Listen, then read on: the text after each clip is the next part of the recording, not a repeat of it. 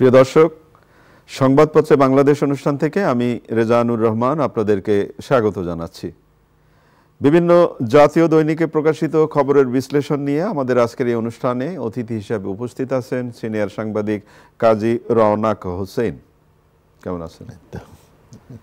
পত্রপত্রিকায় প্রকাশিত কয়েকটা গুরুত্বপূর্ণ শিরোনাম আপনাকে পড়ে শোনাই, তারপর আমরা আলোচনায় যেতে চাই। প্রথম আলো, আলোচনা সভা, বাজেটে করের চাপ কমানো হবে। অর্থনীতির বেশিরভাগ সূচক খারাপের দিকে, সিপিডির পর্যালোচনা। 26 ঘন্টা পর ট্রেন চালু, সময়সূচি কিছুটা এলোমেলো। দৈনিক সমকাল, যৌক্তিক অযৌক্তিক দাবি হাসিলের মওকা রাজপথ। নিত্যপণ্যের দাম কমাতে ব্যর্থ হয়েছে সরকার, সিপিডির পর্যালোচনা। দৈনিক যুগান্তর, ব্যাংক খেকো নাসা নজরুল, শেখ হাসিনার প্রভাব কাটিয়ে 10,000 কোটি টাকা গ্রাস। অস্তিত্ব মেলেনি পুতুলের সূচনা ফাউন্ডেশনের, জোর করে উপটৌকন আদায়। কালের কণ্ঠ, ভ্যাট গায়েবে ঘুষ দুর্নীতি পোয়া 12। নিত্যপণ্যের বাজার নিয়ন্ত্রণে আনতে পারেনি সরকার। বাংলাদেশের গণমাধ্যম, অভূতপূর্ব স্বাধীনতা ভোগ করছে ডক্টর ইউনূস। দৈনিক ইত্তেফাক, দ্রুত গণতান্ত্রিক প্রক্রিয়া যাওয়ার তাগিদ সিপিডির। একই সরকার উত্তরাধিকার সূত্রে একটি বিপর্যস্ত যুদ্ধবিধ্বস্ত অর্থনীতি পেয়েছে ডক্টর ইউনূস। বাংলাদেশ প্রতিদিন, অবৈধ বিদেশি ধরতে এবার সাঁড়াশি। ব্যবসা বাণিজ্যে স্বস্তি আনার পদক্ষেপ নেই সরকারের। মানব জমিন, কেন এই দাবির মিছিল, আওয়ামী লীগের কর্মসূচি, কঠোর অবস্থানে সরকার। আমাদের সময়, রাজনৈতিক সংস্কার ছাড়া অর্থনীতি এগোবে না। খবরের কাগজ, বিস্তর দাবি, বাস্তবতা ভিন্ন। রাজধানীতে 4 কারণে বেপরোয়া অপরাধীরা। দেশ রূপান্তর, মানবাধিকার কমিশন অস্তিত্বহীন। অন্তর্বর্তী সরকার অর্থনীতিতে চাঞ্চল্য ফেরাতে পারেনি। করতোয়া, আগে বিচার ও ক্ষমা চাইতে হবে। আওয়ামী লীগের কর্মসূচির করা সমালোচনা। দৈনিক দিনকাল, ফেসিবাদী বিরোধী আন্দোলনে সবাইকে ঐক্যবদ্ধ থাকতে হবে, তারেক রহমান। কালবেলার শিরোনাম, রুটিন কাজেও যেতে চাইছে না পুলিশ। রূপালী বাংলাদেশ, মাদকহাট, কারওয়ান বাজার, টেন্ডার সিন্ডিকেটে কুয়েট ভিসি। আমার দেশ, শেয়ার বাজার ধ্বংসে সিকিউরিটি এক্সচেঞ্জ, পদত্যাগ করতে যাচ্ছেন নাহিদ আসিফ। দৈনিক জনকণ্ঠ, আসছে ছাত্রদের নয়া দল, চমকের সৃষ্টি করতে শীর্ষ নেতৃত্বে ভোটের আগে দলে যোগ দেবেন। গণমাধ্যম, নজিরবিহীন স্বাধীনতা ভোগ করছে। শিরোনাম আপনি শুনলেন। প্রসঙ্গগত 2 দিন ধরে যে প্রসঙ্গটি আলোচনা হচ্ছিল, যে হঠাৎ করে রেল কর্মচারীরা ধর্মঘট করলেন, ধর্মঘট প্রত্যাহার হলো। যেমন একটি পত্রিকার শিরোনাম হয়েছে, যৌক্তিক অযৌক্তিক দাবি হাসিলের মওকা হচ্ছে রাজপথ। এবং দৈনিক খবরের কাগজ যে শিরোনাম করেছে, সেই শিরোনামটি আলোচনা করতে চাই, বিস্তর দাবি, বাস্তবতা ভিন্ন। দাবি আসবেই, বিবেচনা করতে হবে, মির্জা ABM আজিজুল ইসলাম বলেছেন। এবং বিশেষজ্ঞদের মধ্যে একজন বলেছেন, ডক্টর মাহবুবুল্লাহ, কখনোই দাবি মানার সক্ষমতা ছিল না। আর ডক্টর জাহিদ হোসেন বলেছেন, যৌক্তিকতা ভেবে দেখতে হবে। তাহলে কি হচ্ছে? আসলে এখন যেই অবস্থাটা দাঁড়িয়েছে, মানে চরম একটা বিশৃঙ্খল অবস্থা। এই সরকারের 6 মাসে 137টি দাবি আদায়ের আন্দোলন হয়েছে। চাই নাকি? এবং এখানে আমি সরকারকেই দায়ী করব এই কারণে যে সরকার অত্যন্ত উদার মনোভাবে বলেছিলেন যে 17 বছর এরা কোনো কথা বলতে পারে নাই, তো এদেরকে কথা বলতে দাও। না, মানে 17 বছর কথা বলতে পারেনি, এদেরকে কথা বলতে দাও, এটাই তো আসলে হওয়ার কথা ছিল। যে না হলে আবার তো আগের তুলনা হয়ে যাবে। সেটা হবে, কিন্তু তার মানে এই না, তাদের যে জিনিসটা বলা উচিত ছিল প্রথম থেকেই, তা হচ্ছে আমরা কিন্তু দাবি আদায়ের সরকার না। আমরা সংক্ষিপ্ত একটা সময়ের জন্য এসেছি, একটা সুষ্ঠু পরিবেশ তৈরি করে একটা সুষ্ঠু নির্বাচন দিয়ে আমরা চলে যাব।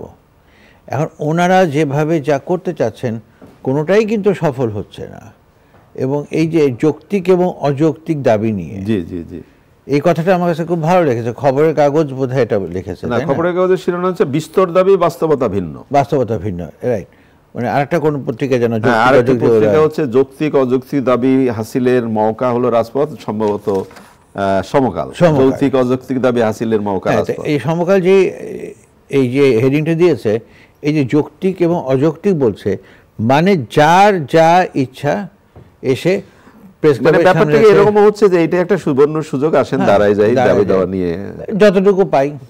আচ্ছা আচ্ছা। কারণ সবকিছু মানা এই সরকারের পক্ষে সম্ভব না। তারা আশ্বাস দিতে পারবে, কিন্তু এটা বাস্তবায়ন করা তাদের পক্ষে সম্ভব হবে না। তো এই ক্ষেত্রে যেটা আমার মনে হয় যে সরকারের একটু বোধহয় মানে দড়ি টান দেওয়া দরকার, যে এতটা ওপেন করে দেওয়া উচিত না, যেখানে সেখানে যখন খুশি তখন নেমে গেল। রাত্রে 12টার সময় ইডেন কলেজের মেয়েরা ইউনিভার্সিটি চলে আসলো বিশ্ববিদ্যালয়ের দাবিতে। তো এই যে ব্যাপারগুলো, এগুলো কিন্তু ধর্মঘট চলছে, হ্যাঁ ধর্মঘট চলছে। তাই এই যে ব্যাপারগুলো, আর মানুষের সাফারিং, এই যে সাফারিং, যে কি অবর্ণনীয় সাফারিং। এই দেখেন ট্রেন নিয়ে যেটা হলো পরশুদিন, সবাই মানে ফ্যামিলি নিয়ে গেলেন, ট্রেনে উঠবেন, ট্রেনে উঠে বসেওছেন কয়েকজন, কিন্তু ট্রেন ছাড়লো না, আবার ফিরে আসতে হলো। এবং ঢাকা শহরে এক জায়গা থেকে আরেক জায়গায় যাওয়া আসা যে কতটা খুবই কঠিন, খুবই কঠিন। সেখানে এইভাবে যে ফিরে আসা, এবং অনেকেরই হয়তো বা অনেক মানে জরুরি কাজ ছিল, তারা ওইভাবেই চিন্তা করে নিয়েছিল, ম্যানেজ করে আমি এই ঘটনার মধ্যে যাব, তারপরে জিনিসটা আমি যোগ দিব, জিনিসটা হবে, আমি চলে আসবো।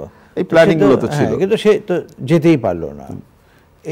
এটা একটা খুবই অনেক ধন্যবাদ। আমরা আলোচনা করে স্বস্তি পেতে পারি কিনা জানি না, যে কতটা স্বস্তি আসবে। তারপরেও নিত্যপণ্যের দাম কমাতে ব্যর্থ সরকার, সিপিটির পর্যালোচনা, তো এটা তো আলোচনা হচ্ছেই। এইটা তো মানে ধরেন এই সরকার আসার ডে 1 থেকেই আমরা বলে আসছি। এখন আপাত দৃষ্টিতে আপনি দেখবেন শীতকালের কারণে শীতকালীন কিছু মৌসুমি সবজি, এগুলোর দাম বেশ কমে এসছে। আলু এখন আপনি 20 টাকা করে পাবেন, কপি 10 টাকা 15 টাকা করে পাবেন। সেই কপির আবার গ্রামের অবস্থা আরো খারাপ, গরু খাচ্ছে। এটা অবশ্য সব সময় খায়। আর এবার যেটা হয়েছে যে বৃষ্টি কম হওয়াতে ফলনটা অনেক ভালো হয়েছে। আপনাকে আরেকটা মজার কথা বলি, এই যে আলুর দাম কিন্তু আরো কমবে। তার কারণ হলো এখন পর্যন্ত যতটুকু আলু তোলা হয়েছে তা কিন্তু টোটাল প্রোডাকশনের মানে 15%ও না। আচ্ছা, আমি এই বিষয়ে আপনার সাথে কথা বলতে চাই। আমরা কৃষি বিপ্লব, কৃষির উন্নয়ন, কৃষকের কথা খুব জোরে সোরে বলবার চেষ্টা করি। আমাদের এই টেলিভিশন চ্যানেলে শাইখ সিরাজের নেতৃত্বে যে আন্দোলনটি গড়ে উঠেছে, মানে কৃষক বাঁচলেই দেশ বাঁচবে, এই কথাটা খুবই গুরুত্বপূর্ণ। কিন্তু এই যে আপনি বললেন যে প্রতি বছর এই কপির অবস্থা এরকম হয়, এটা হয়, আলু আরও কমে যাবে, এবং আলু কখনো কখনো, কিন্তু এই যে বিকল্প ব্যবহার, জিনিসটা থাকতেই যাতে আমি মজুত করে ভবিষ্যৎ যখন ক্রাইসিসটা দেখা দেয় তখন যেন আমি এইটার ব্যবহারটা করতে পারি, এটার একটা পরিকল্পনা থাকে উন্নত বিশ্বে। আমাদের দুর্ভাগ্য হলো যে আমরা সব কিছুই তাৎক্ষণিক করি, কোনো কিছু আমরা সুদূর প্রসারী কোনো চিন্তা নিয়ে 5 বছরের কথা চিন্তা করি না, 10 বছরের কথা চিন্তা করি না। এবার ধরেন এই যে এখন এই আলুগুলো কিন্তু পচবেও, কিন্তু যদি এটা প্রিজার্ভ করা হতো ঠিক মতন, তাহলে কিন্তু সারা বছর আমরা সহনশীল একটা আলু। আপনারা নিশ্চয়ই ভুলে যান নাই এই যে 20 টাকা 25 টাকা আলু খেয়ে এত পুলকিত হওয়ার কিছু নাই। 120 টাকা আলু হয়েছিল। তো এই ব্যাপারগুলোকে খেয়াল রাখতে হবে। আর আমি আপনাকে একটা কথা বলি, আরেকটা ব্যাপার বোধ করি খুবই জরুরি দরকার, যে প্রান্তিক চাষিকে যদি আপনি তার ওই আগ্রহের জায়গাটা তৈরি করতে না পারেন, যে এইবার আমি আলু চাষ করে এত বেশি ক্ষতিগ্রস্ত হয়েছে, আমি আগামীবার আলু চাষ করব না, যদি তিনি মনে করেন, তাহলে তো আরো একটা বিপদ ঘটবে। না, সেটা ঘটবে। এবং প্রান্তিক চাষিরা সবসময় কি বলবো যে অবহেলিত, এবং তারা সবসময় নিষ্পেষিত। আমি একটা জিনিস বুঝি না, যে ধরেন যে এখন তো দাম কমে গেছে, তারা এখন বাধ্য হয়ে গরুকে খাওয়াচ্ছে ফুলকপি। কিন্তু যখন 70 টাকা 80 টাকা করে বিক্রি হলো, তখনও কিন্তু এই চাষিরা 10-15 টাকার বেশি পায় নাই, মধ্যস্বত্বভোগী। এবং আমি অলওয়েজ মনে করি, এবং অবাক কাণ্ড, একটি টেলিভিশনে একজনের বক্তব্য শুনলাম, কারণ বাজার আসার সাথে নাকি 4 বার হাত বদল হয়। হ্যাঁ, এই সবজিটা 4 বার হাত বদল হয়, এবং সেখান থেকে আস্তে আস্তে আস্তে দামটা বাড়তে থাকে। তো ফলে যেটা হচ্ছে যে আপনি 90 টাকা দিয়ে কিনছেন, কিন্তু চাষি কিন্তু এটার ফলভোগ করছে না, ফলভোগ করছে মধ্যস্বত্বভোগীরা। এটার পরিবর্তন হওয়া দরকার। আমাদের মাননীয় প্রধান উপদেষ্টা বলেছেন বাংলাদেশের গণমাধ্যম অভূতপূর্ব স্বাধীনতা ভোগ করছে। কি বলেন একজন সংবাদ কর্মী হিসাবে? অবশ্যই অভূতপূর্ব স্বাধীনতা ভোগ করছে। আর এই স্বাধীনতা ভোগ করার ব্যাপারটা হচ্ছে যে তোমাকে সমস্ত স্বাধীনতা দেওয়া হলো, কিন্তু পরাধীন তবেটাই তো আমার প্রশ্ন। তো এটা আমাদের মেনে নিয়ে চলতে হবে, এবং সব সময় একইভাবে এটা হয়ে আসছে, কারো সময় বেশি, কারো সময় কম। কিন্তু এই তবে থেকে আমাদের মুক্তি হয়নি এখনো। মানে আপনি তবে প্রশ্নটা এমন ভাবে রাখলেন যে এর মধ্যে অনেক বড় প্রশ্ন আছে, তবেটা অনেক বড়, যে যার মতন বুঝে নেই, আমার কোনো অসুবিধা নেই, কিন্তু তবে নিয়েই থাকি আমরা, অসুবিধা নেই। রাজনীতি, মাননীয় প্রধান উপদেষ্টার প্রেস সচিব বলেছেন যে আগে বিচার, তারপর আওয়ামী লীগের রাজনীতি, ভালোভাবে ক্ষমা চাইতে হবে আওয়ামী লীগকে। আবার আওয়ামী লীগ আগামী মাসে একটি কর্মসূচি দিয়েছে সম্ভবত হরতালের, এবং সেই জায়গা থেকেই এখন বলা হচ্ছে তাদেরকে কোনো কর্মসূচি করতে দেওয়া হবে না। আসলে বাস্তবতা কি বলে?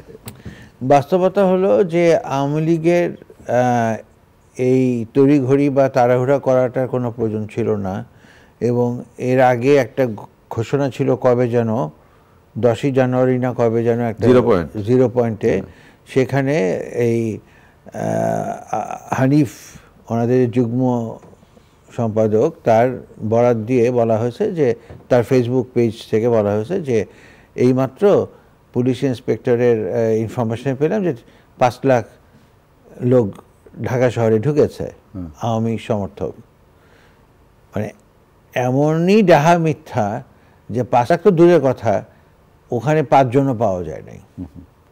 তো একই রকম ঘটনা ঘটবে, এবং এখনো কিন্তু মানুষের মন থেকে জুলাইয়ের স্মৃতি মুছে যায় নাই। আমরা বাঙালিরা খুবই মানে ভুলে যাওয়ার জাতি, আমরা বেশি দিন মনে রাখি না কোনো কিছু, কিন্তু সেটা এখনও তরতাজা আছে। সুতরাং এই পরিস্থিতিতে আওয়ামী লীগ হরতাল করবে, ডাক দিতে পারে, 2টা ইট মারতে পারে, একটা সিএনজি জ্বালিয়ে দিতে পারে, একটা গাড়ি জ্বালিয়ে দিতে পারে, এটা অস্বাভাবিক কিছু না। কিন্তু আমার মনে হয় না যে এটা তাদের জন্য খুব একটা ভালো কিছু হবে। বরঞ্চ এটার সুবাদে যেটা হবে যে এখন সরকার, সমন্বয়ক, এদের ভিতরে যেই একটা দূরত্ব, তারপরে ইসের সাথে, মিডিয়ার সাথে বিভিন্ন জায়গায় যে একটা এলোমেলো অবস্থা ছিল, এটা আবার সংঘবদ্ধ হবে। মানে আওয়ামী লীগের এই ঘোষণার মাধ্যমে আসলে আবার একসাথে হই। হ্যাঁ, এবং তখন অটোমেটিক হবে, কারণ আওয়ামী লীগ যা করে গেছে সেটার ভোলার জন্য আমাদের আরো অনেক সময় দরকার। তারা যদি আয়নাতে নিজেদের না দেখে তাহলে প্রচণ্ড ভুল করবে। তারেক রহমান, বিএনপির ভারপ্রাপ্ত চেয়ারম্যান, তিনি বলেছেন যে এই সময় বিএনপির বিরুদ্ধেও দেশি বিরোধী ষড়যন্ত্র হচ্ছে। কিসের ষড়যন্ত্র? প্রথম ষড়যন্ত্র যেটা, সেটা হচ্ছে যে বিএনপি যেটা 6 তারিখে মনে করেছিল যে তারা ক্ষমতায় এসে গেছে। কোন 6 তারিখ? আগস্টের। আচ্ছা। কিন্তু বাস্তবে দেখা গেল যে আসলে বাস্তবতা ভিন্ন, এবং সেই বাস্তবতা এখনো বিদ্যমান, বিরাজমান। আর ষড়যন্ত্র তো খুবই স্বাভাবিক, কারো সামনে দিয়ে আরেকজন ক্ষমতায় যাবে সেটা তো অন্যরা চাইবে না। এই কারণেই আমি মনে করি যত দ্রুত সম্ভব নির্বাচন দিয়ে মানে নিজেরও মান বাঁচাক, দেশেরও মানে মঙ্গল করুক। কারণ এই জাতি মানে প্রফেসর ইউনূস হয়তোবা অত্যন্ত সরল মনে, চিন্তা করে দেশের ভালোর জন্যই চিন্তা করছেন, কিন্তু এই ভালো যে আসলে বুমেরাং হবে এটা কিন্তু ওনার বুঝতে এখনই কি আপনি বলতে পারেন যে ভালো বুমেরাং হয়ে গেছে? বুমেরাং হয়ে গেছে বলবো না, কিন্তু এটা যে বুমেরাং হবে সেটা নিশ্চিত। নিশ্চিত, হ্যাঁ, যদি এভাবে চলতে থাকে, যদি এভাবে চলতে থাকে তাহলে এটা নিশ্চিত। এই যে সামনে যে ট্যাক্স আসবে 3 মাস পরে জিনিসপত্রের দাম কোথায় গিয়ে দাঁড়ায়, যদিও বাজেটে করের চাপ কমানো হবে। বাড়ালেন আপনি, বাড়িয়ে আবার এখন মানে বলছেন করের চাপ কমানো হবে। কিভাবে করের চাপ কমাবেন? এগুলো তো আসলে দেখেন, আমি একটা কথা বলি, এই প্রসঙ্গে একটা জিনিস বলি, আপনি বোঝার চেষ্টা করেন, করের চাপ কমাতে গেলে পরে অর্থনৈতিক ফ্লো থাকতে হবে, ইকোনমিক ফ্লো থাকতে হবে। তো সেখানে তো আপনি ইন্ডাস্ট্রিগুলো মানে হোক সেটা পতিত সরকারের আর হোক অন্য কারো, ঠিক মতন চলতে পারছে না। এই গতকালই আমি দেখলাম আমাদের এই পত্রপত্রিকায় যে একটা ঘোষণা যে বেক্সিমকোর শেয়ার বিক্রি করে কর্মচারীদের বেতন দেবে। খুব ভালো, প্রশংসার কাজ। তাদের চাকরির কি হবে? তাদের চাকরির কি হবে? তাদের এই ইন্ডাস্ট্রিটার কি হবে? শেয়ার বিক্রি করে তো আপনি একবারই দিয়ে দিলেন টাকা, তারপরে ইন্ডাস্ট্রি চলবে কি করে?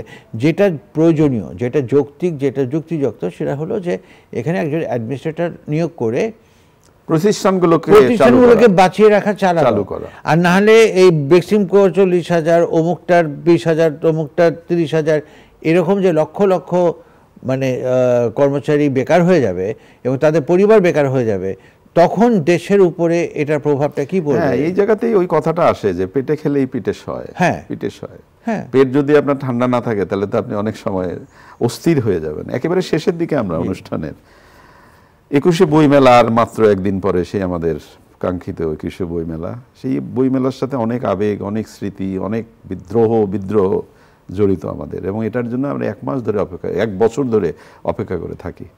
এবার মেলা নিয়ে অনেক আশঙ্কা ছিল, সোহরাওয়ার্দী উদ্যানেই মেলা হচ্ছে, কিন্তু পুরস্কারটা নিয়ে যে ঘটনা ঘটলো, ধরা যাক আপনি একটা প্রতিষ্ঠান একটা পুরস্কার দিলেন, ঘোষণা করলেন, বাংলা একাডেমি পুরস্কার তো যাতা না। কারণ বাংলা একাডেমি পুরস্কার, সাহিত্য পুরস্কার পাওয়ার পরে যাকে আপনি দিলেন তিনি আনন্দ করলেন, উৎসব করলেন, অতিথিরা জানলো, পরিজন জানলো, আত্মীয় স্বজন জানলো, বন্ধুরা জানলো, তার একটা সামাজিক স্ট্যাটাস বাড়লো। এখন আমরা শুনছি ওই তালিকা থেকে, পূর্বের তালিকা থেকে 3 জন বাদ। কেন? তাদের নিয়ে অনেক কন্ট্রোভার্সি আছে। তাহলে যদি তাই হয়, তাহলে এই 3 জন বাদ দিয়ে আর 3 জন যুক্ত হয়েছে। এখন এই 3 জন যদি বলে, ভাই আমি কি পুরস্কার চাইছিলাম, আপনি আমাকে কেন অপমান করলেন? খুবই যৌক্তিক কথা, খুবই যৌক্তিক কথা। এবং আসলে আমাদের এখানে যে পুরস্কারের যে সিস্টেমটা, এই সিস্টেমটাই আমার কাছে ফল্টি মনে হয়। এখন কথা বলি, আজকে যদি ওস্তাদ আলাউদ্দিন খান বেঁচে থাকতেন, তাহলে উনি তো অ্যাপ্লাই করতেন না যে আমাকে 21শে পদক দাও বা আমাকে বাংলা একাডেমি পদক দাও। মানে রাষ্ট্র খুঁজে বের করবে তার কোথায় মণিমাণিক্য আছে, এটা রাষ্ট্রের দায়িত্ব। এটা কিন্তু আমি অ্যাপ্লাই করব, আপনি অ্যাপ্লাই করবেন, করে মানে কি বলে এটাকে, স্ক্রুটিনি হবে, তারপরে আমি বিভিন্ন জায়গা থেকে চাপ সৃষ্টি করব, ইনফ্লুয়েন্স করব, করে আমি এটা নিব, এটা তো না, এটা তো ঠিক না। এবং যে কারণে কিন্তু দেখেন 21শে পদক নিয়ে হয়েছিল গত সরকারের আমলে, এখানেও হলো। এটা কিন্তু একটা দেশের মান মর্যাদা, একটা দেশের সংস্কৃতি ভীষণভাবে আঘাত করে।